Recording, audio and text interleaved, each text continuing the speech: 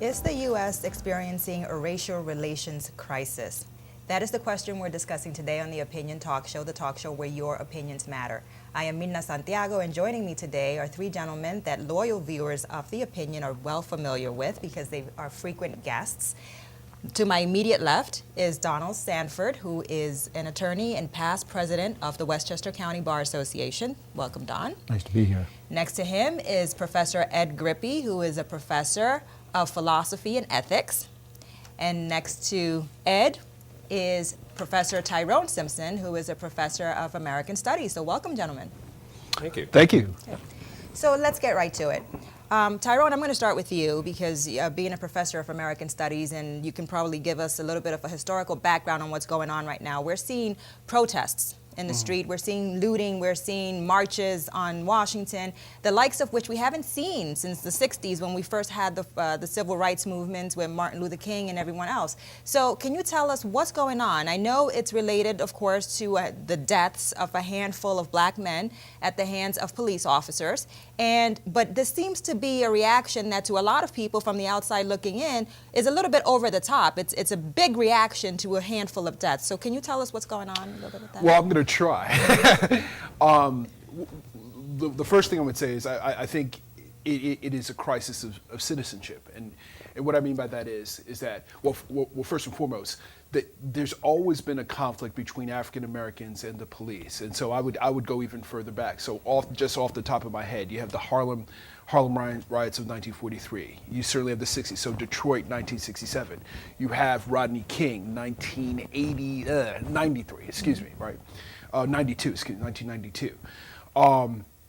And so there has been a historical conflict between African Americans and police because that is really at the foundation of citizenship, right? Citizenship is what you can do, where you can go, one's everyday life, what types of freedoms that one can exercise on a minute-by-minute basis. And the cops are the people who kind of, are the people who legislate that. And I think that it's a crisis of citizenship, partially because of the symbolism that the United States presently projects both to domestically and internationally. That is, there is an African-American president, which seemed to mark a kind of broadening of African-American citizenship, a broadening of American citizenship, not only for African-Americans, but for LGBT communities, for Latino and Latina communities, for all communities. And what seems to be going on at this time is, in the New York Times, there was recently an article about we're experiencing inequality at the highest rate we've ever experienced in the last 30 years, right? So at the same time that you have Barack Obama symboling a broadening of citizenship, you have opportunity decreasing, and I think that comes together at the point where we're very risk averse, and we want to maintain control over the people who don't have. The haves want to maintain control over the people who don't have, because that gap is widening, and the people that maintain that control are the cops, and so that's why I think it's going on. Okay, so that's why you think that we're having these protests and people are just sort of tired of this control that you see of the haves versus the have-nots. See, control as well as a diminishing inequality while simultaneously symbolizing broadening opportunity. Okay. So would you link that to the Wall Street protests, where we had the 99% and those things? So you think this is just one step beyond that? Absolutely.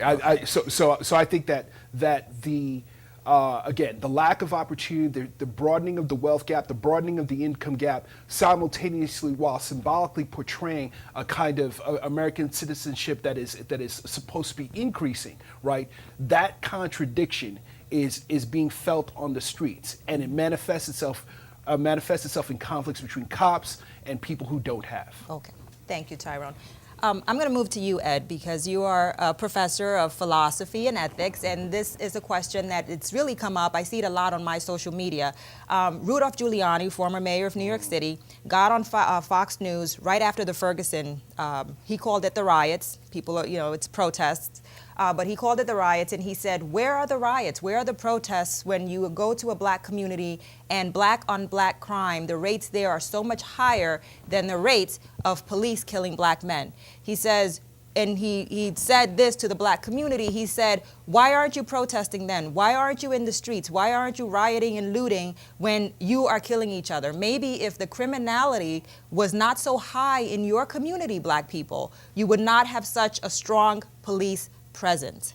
So my question to you is this. And of course, I'm not going to ask you to equivocate lives and killings, but if you look at it that way, and of course I am going to ask you to do that, You might just skip that. is what's the difference? What's the difference? Is there truth to what he's saying about why are you complaining if a police officer kills you when you're killing yourselves? Why should people care that police officers are killing you if you're killing yourselves and you're acting in such a criminal way that you almost deserve to die? Was what my taking of it. So what do you think about that? Well, first, from a logical point of view, sometimes people mix up cause and effect, and think the effect is a result of a certain cause rather than the other way around. Mm-hmm. So what you might go and say is that maybe the violence, first of all, is wrong. Okay, violence is wrong. Each person should be respected, and that goes to what Tyrone was saying.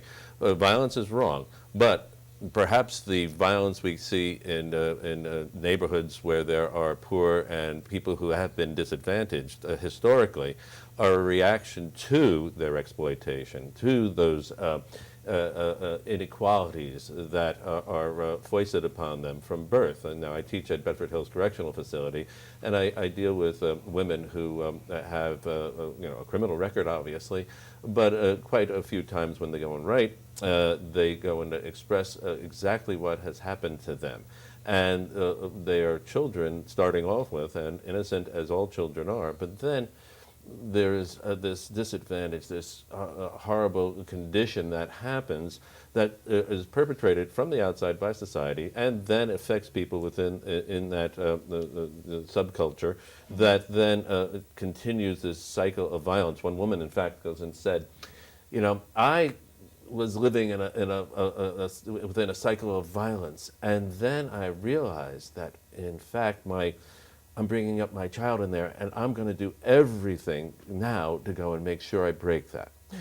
Now, former Mayor Giuliani is making it a rather strange point. He kind of misses the constitutional responsibility of police, which distinguishes them from any other kind of violence, in the sense that the police are there constitutionally to protect all the citizens, including those upon whom they have to make an arrest. It's an executive function. The judicial function is to judge a person who is innocent or guilty, mm-hmm. and then, if they are guilty, to go and mete out the punishment. Mm-hmm. A policeman is not there to mete out the punishment. They're there to go and prevent or to cut short any sort of activity that might be criminal, mm-hmm. and then bring them into the judicial system in which the decision is being made. So right there, I think he's off. Mm-hmm. Then talk about, why aren't you, protesting in the streets, and looting when there's black-on-black violence. I think that's just ludicrous, because if you're going to protest, you should protest. Mm-hmm. And let's put aside the minority who is the minority of people who are, doing violence out of maybe frustration, maybe out of an advantage, maybe out of what they perceive to be their self-interest, mm-hmm. and focus in on those who are actually saying enough, basta, enough. But another point that I want to make to connect is that you mentioned this as a crisis, and I would go and disagree. A crisis is something that comes to a head all of a sudden, but this has been ongoing and underneath the surface for a long time. So it's not a crisis. It is a systemic problem that we have in the United States. When somebody on Fox News goes and says that walking in the streets in protest and blocking traffic is a form of violence, there is a way of trying to twist everything to go and say that the people who have been harmed, the communities that have been harmed, are actually the problem.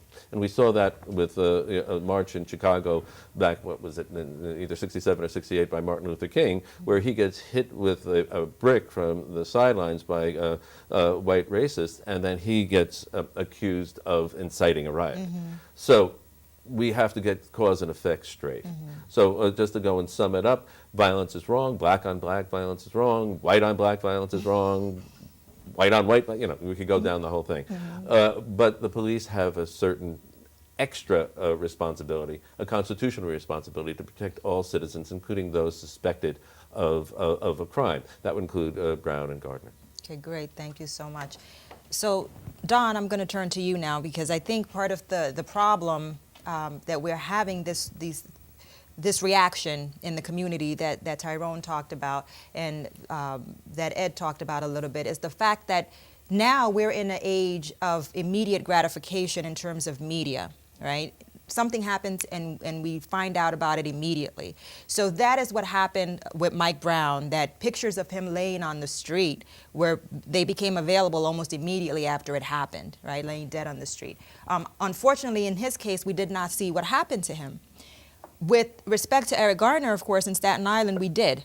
And those videos have been all over social media. They've been on the news where we actually watched this man die. We saw him get choked. We saw him get put on the ground. And we basically watched a man die on television. Now, in the case of Brown, we sort of had to take the police officer's word for it that he felt that his life was in imminent danger, right? And that's why he shot. As the wife of a former police officer, I would not have expected my husband to get shot or stabbed or killed or hurt in any way before he pulled his gun and shot somebody. I just would not have, because that's part of the job, unfortunately. When you go out there and you're dealing with the public, you know that there are going to be some people in the public who are going to be violent, who are going to be anti-police, and so we kind of have to take the police officer's word for it. With Eric Garner, though, the ME came out and said this was a homicide. You had the head of the police department come out and said this is a banned chokehold, and yet nothing happened. There was no indictment, nothing at all. Not murder, not any of the lesser offenses where you don't need intent, right? Like for involuntary manslaughter, you don't need intent. Negligent homicide, you don't need intent. So what happened? Can you talk us through that and what possibly happened there? Well, let's go back and talk about the grand jury process and who are grand jurors. Grand jurors are citizens like the four of us. They get called for jury duty. In New York, they serve roughly a month. I'm not sure how long they serve in St. Louis. New York, they have 23 members on a grand jury. St. Louis County, Missouri, they have 12 members on the grand jury. But they are citizens serving jury duty. They have no more or no less expertise than any other person that might be called for jury duty. In New York, the presentment is made by the district attorney's office. And in the room, you have the district attorney who is presenting. You have the stenographer who's taking the minutes. You have the grand jury warden who's doing the ministerial work, but those are the people in the room with the grand jurors. And it is the evidence that is in front of the jurors, the grand jurors, which is the basis of deciding whether or not to indict. That's what they're working with. Obviously, none of us were in the room, and in New York, those records are kept confidential for obvious reasons.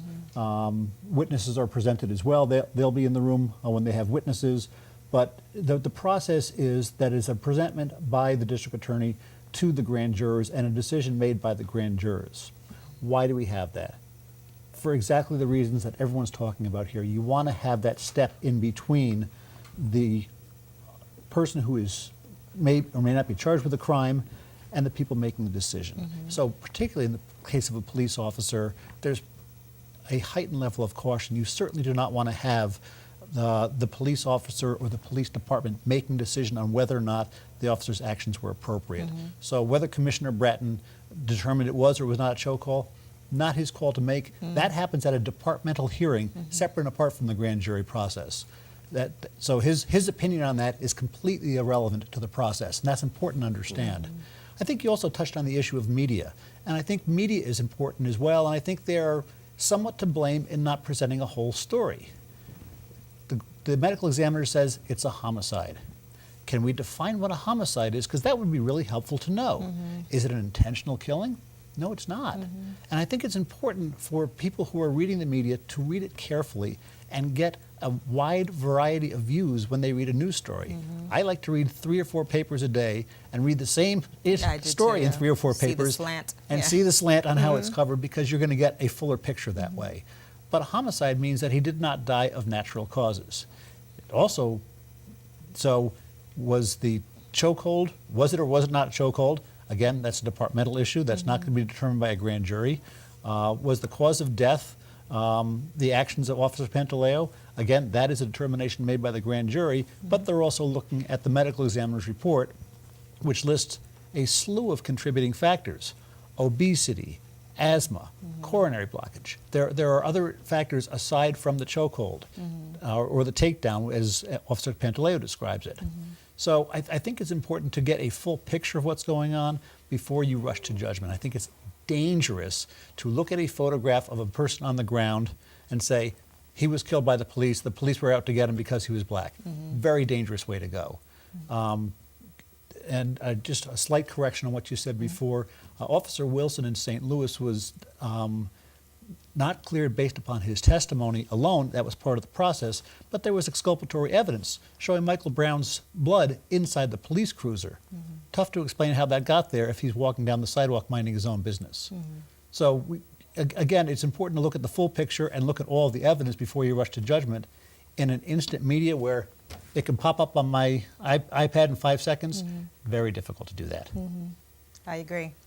I'm going to pivot a little bit and talk a little bit about subconscious and latent biases, and then I want to get you guys your opinions on it and whether it may have played a role in some of these killings. One of the things that I do for the Bar Association is I lecture on diversity. And one of the things that's very hard to do, especially when you're talking to people, is to talk about the fact that all of us, not just white people, we're not here to invoke white guilt, obviously, but not just white people have latent biases. We all have subconscious biases. Sometimes people of color have latent biases against themselves. So there are studies that actually show that if you get a critical mass of people of color in any job, at the top level in the managerial executive position, they don't necessarily hire other people of color. So it doesn't really help when you have a critical mass. You have to kind of keep going with the diversity efforts and trying to even out the numbers, so to speak. So one of the things that I do want to talk about, and because it goes to this topic, is the latent and subconscious bias, and why is it that we're seeing so many of these police killings right now. I think we have a picture that we can show of a New York Times article that talks about Google, and this is an article that came out in September. And what happened in September was that the New York Times wrote an article about Google and the fact that Google willingly disclosed the latent biases that it had in its hiring and its promotion practices. Okay? Google came out and said 83% of our employees are white males. Okay? And they didn't try to hide behind that fact. They didn't say, well, it just so happens that these are the talented people. In fact, Google went back and they looked at all of the people that they had hired in the past, I think, 30 years. They looked at all the people that had been promoted in the same amount of time, and they said, you know what, we actually had great applicants, we had great interviews with people of color, with women, and we went with the white males anyway. These people of color, these women, were equally as qualified as the white males, and we went with the white males anyway. Okay. As an attorney, to me that's frightening that Google will put that out, because I'm sure their attorneys are like, don't do this because you're going to open yourself up to a suit. I'm sure it was vetted ahead of time. Yeah. But they did it, and they did it sort of as a public service thing, because they wanted to say, look at us, we're Google, we are a big company, and yet this is something that we have to deal with, that our people are still hiring based on these latent and subconscious biases, right?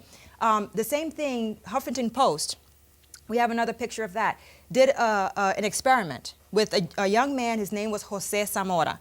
And Jose Zamora was looking for a job. He was looking and looking and looking. He couldn't get a bite. He couldn't get interviews. He couldn't get job offers. And somebody told him, Jose, why don't you remove the S from your name and go by Joe Zamora and see what happens? Like this, he started to get interview offers. All of a sudden, he started popping. All he did was he removed the S. And that doesn't mean that the people who were looking at Jose's resume were racist. Nobody would say, well, I would never say I'm a racist. You would never say you're a racist. But unfortunately, the HR people who were looking at the resume did not find a Jose attractive. They didn't want to talk to him, but they found a Joe attractive. Okay? It was like, okay, they're not telling themselves, I don't want to hire a Hispanic or a Latino, but subconsciously they did. The same thing happened in the 60s and the 70s with the classical music industry, the orchestras, like the Philharmonic, right? They were looking at it and they were noticing that 90% of all the musicians were white males. So they went to the top and they said, what's going on? Why are all of your musicians white males? And the people at the top said, you know what? This is a meritocracy. We don't hire people off the street to be musicians. These people have to audition. So the fact that these are all white males, these are the people that did best on the auditions. These are the best musicians. So again, someone said in that case, let's try an experiment. We're going to have people audition behind curtains so that all you're doing now is listening to them play. And what ended up happening? 75% increase in women and people of color that were hired, okay? So what does that show you and how does it come to play here? I think it comes to play because even when we tell ourselves I'm not racist, the officers were not racist in killing these people. I think we all have these subconscious and latent biases, and of course this is my own hypothesis, that for an officer, and I've actually spoken with my husband, who, like I said, is a former police officer, and he said, you know what? He says that could very well be true, that you have these latent biases in your head so that as soon as you see a black man, or as soon as you know you're going to have an interaction with a black man, you already have this, okay, this person is dangerous, this person is a thug, because of your own latent biases. So now you're reacting to that black man, to that person differently than you would to a black woman or a white woman or an Asian man. Okay, I'm going to do an experiment with you guys right here, and you can tell me, I'm going to give you some phrases, and you can tell me whether you've heard these phrases or not, because, you know, this is important. Have you heard angry black woman? Sure. Right? You have. No. On this show, actually. Yeah, exactly. I get that all the time. I get emails and stuff on YouTube calling me an angry black woman. Dumb blonde, right? We've heard that. I think I remember hearing that. Drunken Irish, right? Submissive Asian woman. Right? We've heard that. Where are we getting them from? Did I just tell you that in the last 2 minutes? You know, no, right? You've already had it. You had it in the back of your brain somewhere. So that's where subconscious biases come. So God forbid you're in the parking lot today and you happen to get cut off by who happens to be an Asian driver. What goes through your head? You're like, oh, Asian people are bad drivers, because we've all heard that. That's how subconscious biases work. So going back to you, Don, when you say you don't believe that these people, that the police officers are coming out maybe and saying, I'm going to go out today and shoot a black person, do you believe that perhaps for all of us, not just the police officers, that some of these subconscious or latent biases may play a part in how the public deals with the police, and the police deal with the public, and what can be done if that's the case?